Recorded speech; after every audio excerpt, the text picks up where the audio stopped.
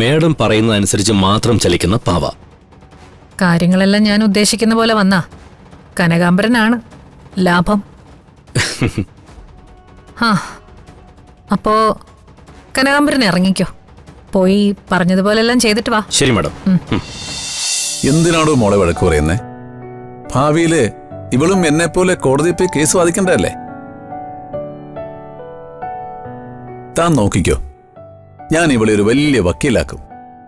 വക്കീലാവുന്നൊക്കെ കൊള്ളാം, പക്ഷേ ഇപ്പൊ ഈ കോട്ടിന്മേലുള്ള കളിയൊന്നും വേണ്ട കേട്ടോ.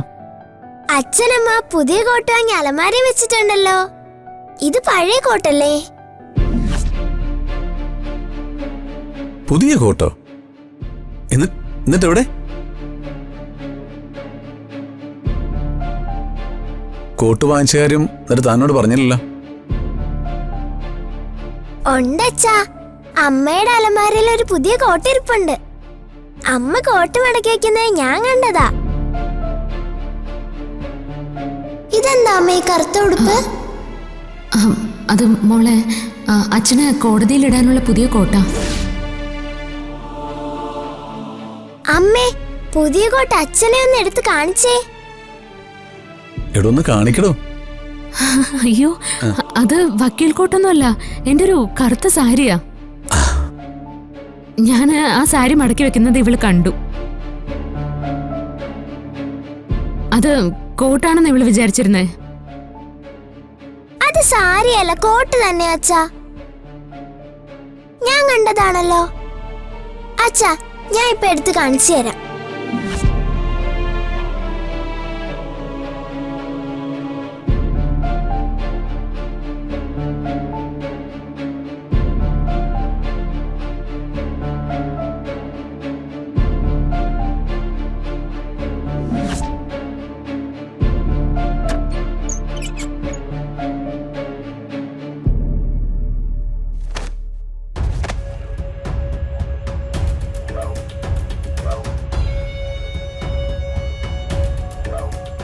മോളെ, അതെല്ലാം കൂടി വലിച്ചു വാരി താഴെ ഇടല്ലേ. ഞാൻ പറഞ്ഞില്ലേ അതമ്മയുടെ കറുത്ത സാരിയാണെന്ന്. അല്ല അമ്മ, കള്ളം കോട്ടായിട്ട് വെറുതെ തോന്നിയതാ. ഉണ്ട്, ഞാൻ നോക്കട്ടെ. ദേ ഈ ഇരിക്കുന്നതോ? അയ്യോ അല്ല മോളെ, കാണിക്കുന്ന മാറ്. വിടമ്മേ, വിട് എന്നെ. പറയുന്ന കേക്ക്. വിട്.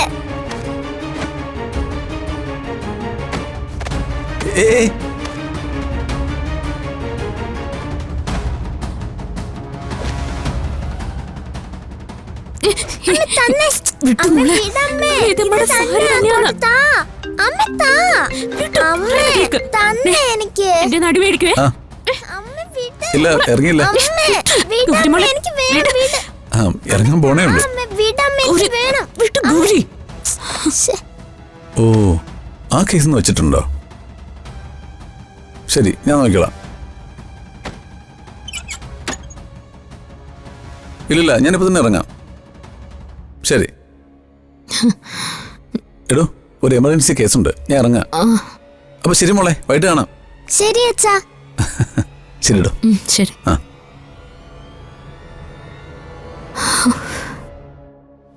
അമ്മ എന്തിനാ കള്ളം പറഞ്ഞത്? അത് സാരിയല്ല, കോട്ട് തന്നെയാ. ഈ പെണ്ണിന്റെ ഒരു കാര്യം. മോള് പോയിട്ട് അച്ഛമ്മയോട് ബ്രേക്ക്ഫാസ്റ്റ് എടുത്തരാൻ പറ. അമ്മ ഇപ്പൊ വരാം. ചെല്ല. ചെല്ല് മോളെ, ചെല്ല്.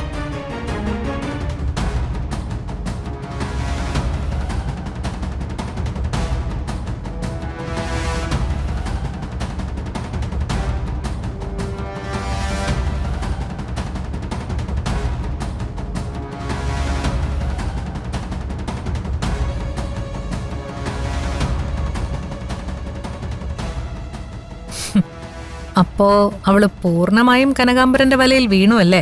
അക്കാര്യത്തിൽ ഒരു സംശയമില്ല മാഡം. ആദ്യം അവള് വലിയ താല്പര്യമൊന്നും പറഞ്ഞില്ലെങ്കിലും അവൾ ഒരു സാധാരണ പെണ്ണല്ലേ മാഡം. മേക്കപ്പ് ചെയ്യാനും ഒരു ക്യാമറയ്ക്ക് മുന്നിൽ വന്ന് അഭിനയിക്കാനും ഒക്കെയുള്ള ആഗ്രഹം അവളുടെ ഉള്ളിലുണ്ടെന്ന് എനിക്ക് നേരത്തെ മനസ്സിലായി. അങ്ങനെ അവളെ അണ്ടർ എസ്റ്റിമേറ്റ് ചെയ്യണ്ട. താൻ കാണുന്നതൊന്നും അല്ല അവരുടെ വേരുകൾ. വിത്തുഗുണം വേറെയാ. അവന്തിയെ തോൽപ്പിച്ചു എന്നുള്ള അഹങ്കാരത്തിലാ സച്ചിയും ആ വക്കീലും അല്ല. അവർക്ക് ഞാൻ കൊടുക്കുന്ന ആദ്യത്തെ അടിയായത്. കനകാംബരൻ, എല്ലാം ഞാൻ പറഞ്ഞതുപോലെ തന്നെ നടക്കണം. റോണിയോട് ഞാൻ എല്ലാ കാര്യങ്ങളും പറഞ്ഞിട്ടുണ്ട് മാഡം. അവളെ മേഡത്തിന്റെ വരുതിയിൽ നിർത്താനുള്ള എല്ലാ വിഷ്വൽസും അവൻ ഷൂട്ട് ചെയ്തു തരും. പരസ്യം ഷൂട്ട് ചെയ്യാനുള്ള തീയതി തീരുമാനിച്ചോ? തീരുമാനിച്ചു. അടുത്ത ദിവസം തന്നെ എന്റെ ഓഫീസിൽ വെച്ച് ഷൂട്ടിംഗ് നടക്കും. ഉം. അവനും കുടുംബം ഇനി തല ഉയർത്തി നടക്കരുത്. ഉം. ഞാൻ പറഞ്ഞത് കനകാംബരന് മനസ്സിലായോ? മനസ്സിലായി മാഡം. ഇനി അവൾ നമ്മുടെ കയ്യിലൊരു പാവയായിരിക്കും. മേഡം പറയുന്നതനുസരിച്ച് മാത്രം ചലിക്കുന്ന പാവ. കാര്യങ്ങളെല്ലാം ഞാൻ ഉദ്ദേശിക്കുന്ന പോലെ വന്നാ കനകാംബരനാണ് ലാഭം. ആ, അപ്പോ കനകാംബരൻ ഇറങ്ങിക്കോ. പോയി പറഞ്ഞതുപോലെല്ലാം ചെയ്തിട്ട് വാ. ശരി മാഡം. ഉം.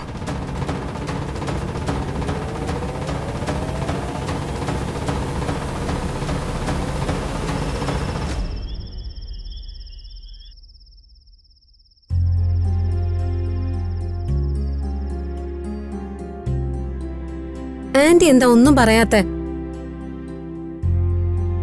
അമ്മേ, അമ്മ സമ്മതിച്ചാലേ ആദ്യം ഇതിന് സമ്മതിക്കുള്ളൂ. ഞാനത് സമ്മതിക്കാൻ എന്താണ് ഇവളുമാര് കിടന്ന് ചുറ്റി കളിക്കുന്നേ? അമ്മ അതാ മുതലാളി പറഞ്ഞ കാര്യം. നീ ഇവിടുന്ന് പോയത് ജോലിക്കാണോ അതോ അഭിനയിക്കാനാണോ? അഭിനയിച്ചാൽ എന്താ ഇപ്പൊ കുഴപ്പം? നാളെ ആതിര ഒരു വലിയ നടിയാവില്ലെന്ന് ആര് കണ്ടു? ഓ, വേറെ വലിയ നടിമാരെയൊക്കെ വെച്ച് പരസ്യം ചെയ്യാനുള്ള കഴിവില്ലാഞ്ഞിട്ടല്ലോ ആ മുതലാളി ആതിരയോട് പറഞ്ഞത്. ആതിരയ്ക്ക് അതിനുള്ള സൗന്ദര്യവും കഴിവും ഒക്കെ ഉള്ളതുകൊണ്ടല്ലേ. ആ, എനിക്കിതിനെ കുറിച്ചൊന്നും അറിയത്തില്ല. സച്ചി വരുമല്ലോ, അവനോട് ചോദിക്കേ. എന്നിട്ട് അവനെന്താ പറയുന്നത് അതുപോലെ അങ്ങ് ചെയ്യേ. സച്ചിയേട്ട സമ്മതിച്ച ആന്റി സമ്മതിക്കുമല്ലോ. സമ്മതിക്കുന്നില്ലേ അമ്മ ഇപ്പൊ പറഞ്ഞേ? ആ, ആര് പറഞ്ഞു? എപ്പ പറഞ്ഞു?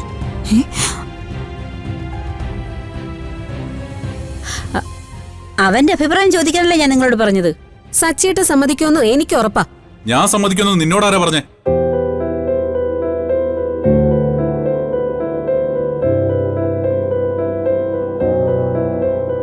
നിന്നോടാര് പറഞ്ഞു പരസ്യത്തിൽ അഭിനയിക്കാൻ സമ്മതിക്കാൻ? അയ്യോ ഏട്ടാ, അതിന് ആതിര സമ്മതിച്ചിട്ടൊന്നുമില്ല. നിന്നോട് ചോദിച്ചോ? തലയിരിക്കുമ്പോ വാലാടണ്ട, മനസ്സിലായോ? എന്നത്തല തന്നെ പറ, ആതിര പരസ്യത്തിൽ അഭിനയിക്കണോ വേണ്ടയോ?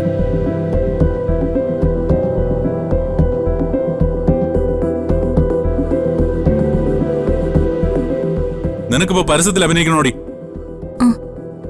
ചോദിച്ച കേട്ടില്ലേ? നിനക്ക് പരസ്യത്തിൽ അഭിനയിക്കണോന്ന്?